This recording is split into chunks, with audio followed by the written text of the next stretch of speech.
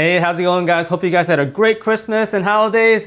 Christmas kind of came early in Washington, D.C. because I got the Sony A7 IV a little bit earlier than I expected. I was expecting to get it like after Christmas, but I had a chance to play with it, and man, there are so many things on this camera that I did not know. I watched a bunch of YouTube review videos when this camera was announced. I think I watched like 10 of them. So in this video, I'm going to talk about 8 things. At least I think it's 8 things. I know how to count, right? So 8 things you may not know about. I know that's a pretty tall order considering you guys probably watched a bunch of videos like me, but yeah, I'm pretty confident at least 60% of this you did not know because I didn't know. And a lot of these things are actually based upon my experience with Sony A7S III. I had this camera since like September of 2020, so a little over a year. I shot about like 40 weddings with this, so I feel like I'm finally getting to know this camera enough that I can talk about Sony A7 IV with that context. And let's just say that I know how to use this camera better than I know how to use a chopstick, so I'll just leave it at that.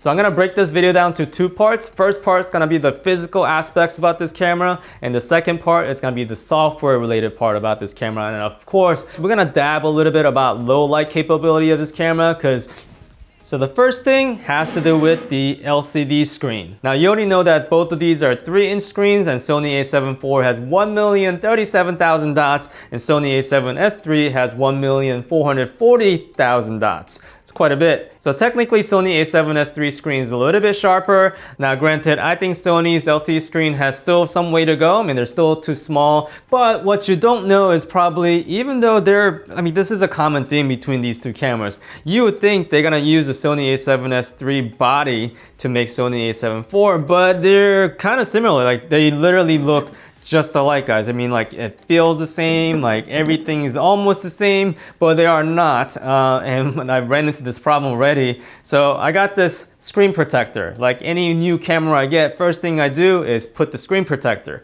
Now I had a couple extra of these because I already have one for Sony A7S III. You can never just buy one. So I'm like, all right, cool. I'm gonna put it on Sony A7 IV, and found out very quickly this is a little too big because Sony A7 IV, the actual glass element, is a little bit smaller than Sony A7S III. Now this is important when you just bought this camera or you already have this camera in order. Yeah, you're gonna have to watch out what you get. So if it's marked as Sony A7S III and A7 IV protector, yeah, watch for those. You wanna get the one that says Sony A7 IV only on it. So I did order one from Amazon just today, so that's gonna get here in a couple days. So if it works out, I'll leave it in the description as a compatible LCD screen protector, but that's one. And the third thing you might not know about is the fact that Sony A7 IV screen is much dimmer than Sony A7S III, even at the highest brightness level.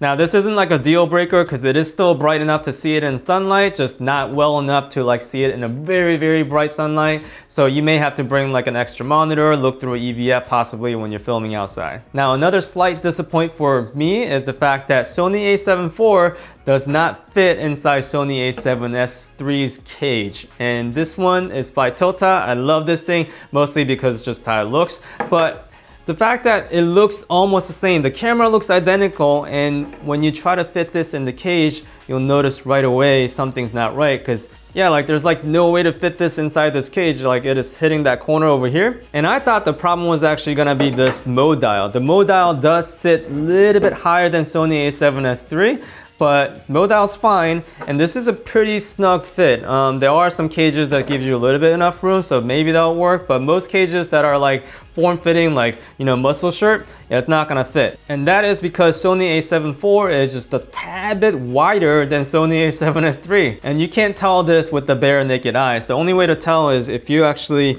put this on the edge. Let me not drop my camera while I do this. And then I'm gonna put this right over here. Yeah, as you can see, Sony A7S III is just like millimeters shorter than, well, less wider than Sony A7 IV. So definitely something to note if you're considering getting a cage for your Sony A7 IV, or if you already have a cage for Sony A7S III. Next item is going to be a hot topic, and that is going to be talking about Sony A7 IV's overheating issues. And now we knew about this issue during the pre-production model YouTube review videos, so I expect it to be improved, but I don't think it did, if not worse. When I first got this camera, I was excited, so I was playing with the menu for about half an hour before I got that little overheating icon. I didn't think really much of it. I was like, there's no way this camera is overheating. I'm not even recording at this point. So I started to record my low light capability test. I was recording 422 10-bit at 24 frames per second, so not even slow-mo. 10 minutes in, like the camera actually shut off saying like I need to cool off before I can start again, which was kind of surprising. You see, my house rule is same as any other Asian grocery store out there in this area, and that is to set the thermometer at 65 degrees in December. So ambient temperature around this room is cool enough to keep my kimchi fresh. So I was a little concerned because I need to be able to take this camera out in 95 degrees weather with sun beaming down, you know, outdoor weddings, 45 minutes, maybe 60 minutes straight recording.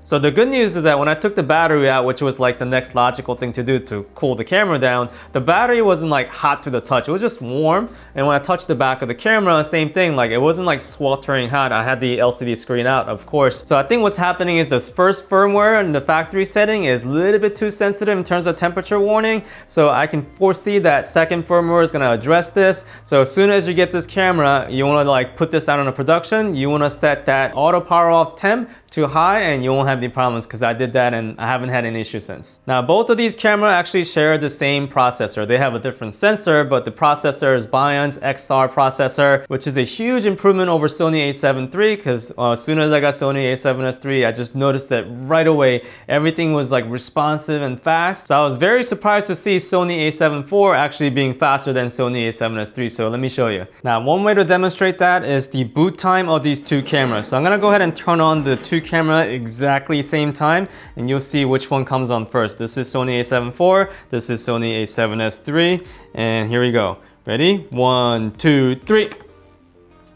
Right? So Sony A7 IV did come on pretty quick, and you might be thinking like, is it actually a big deal? Yes, it is. So not only does it actually boot up fast enough for you to film something real quick, when it comes to preview time, so when you're trying to preview a file that's already been written, or when you're trying to delete file, that's where it actually counts the most. So I like to actually delete my footage as I film, especially with dual card, and I don't recommend doing this with single card, because that's like closer way to get your database corrupted. But if you're shooting dual card, especially for someone, so I'm a second shooter for Envu Films, so when I give him the SD card after a wedding, he has a footage that I actually delete all the bad footage off of. And that's nice, because when I delete like the subpar footage, you know, there's a lot of them, like Vu doesn't get any of that, whereas it actually still keeps it on my second SD card when you're shooting dual. So that is nice that I still have a backup, and that capability exists in both cameras, but Sony A7 IV, it is much quicker. And this is huge for me when I'm gunning in, like I have that every little millisecond counts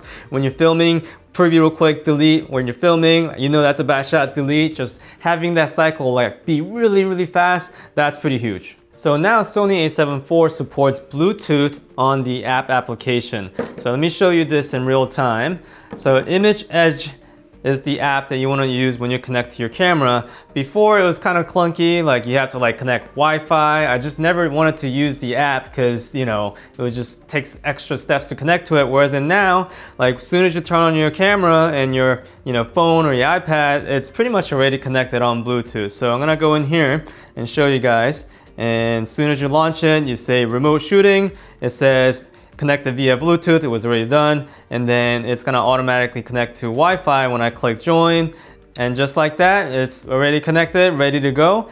Now what's cool about this is that they didn't skip on any of the feature that's app related for Sony A7 IV. Like Sony A7 III has some complaints way back. I made this point where when you connect via the app, the manual focus to automatic focus toggle did not exist. And this is a big deal when you're a solo creator and you're going to travel and film yourself or take pictures of yourself and you want to like walk into frame. The only thing I could do at the time was literally like take my shoes off and like focus on where I'm gonna be, come back to the camera, manual focus and go back to it and then film. Like this is such a hassle. Whereas now I can just stand in place, toggle to manual focus and then walk into it. I know it seems like a small thing again, but it's huge when it comes to this. It just kind of stays in the theme that they give you tons of value in this camera, even compared to $1,000 more Sony A7S III. And I know this feature also exists in Sony A7S III, but on the app you can actually touch to focus, which is also huge. Alright, so the last thing I want to talk to you guys about is the low light capability of this camera, which is just called for.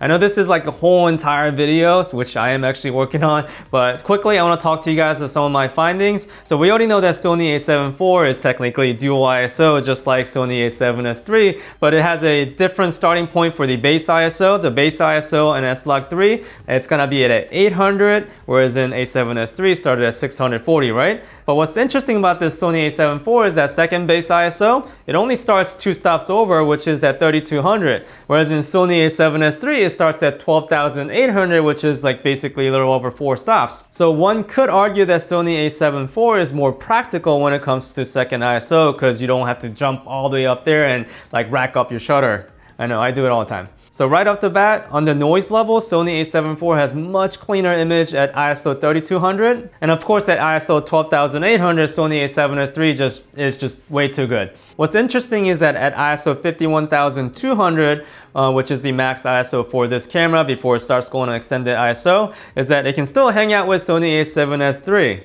As you can see in the footage, yes, A7S III image is a little bit better. I mean, it's arguable. They're both kind of bad. I wouldn't use this for like pro level shoots. But the fact that this camera, which is about $1,000 less than this camera, can still hang in there is pretty impressive. So how did I do? Did I score at least 60% on this video of what you did not know about Sony A7 IV? Let me know in the comments below. Until next time, guys. So at what age do you stop dabbing? Or does dabbing give your age away? These are the questions that I have. What kind of questions you guys have? That overheating issue? Yeah, I did have every single possible thing on, like active stave, Bluetooth. I was holding the actual camera with my hand, which is warm. Long-term camera review, eh?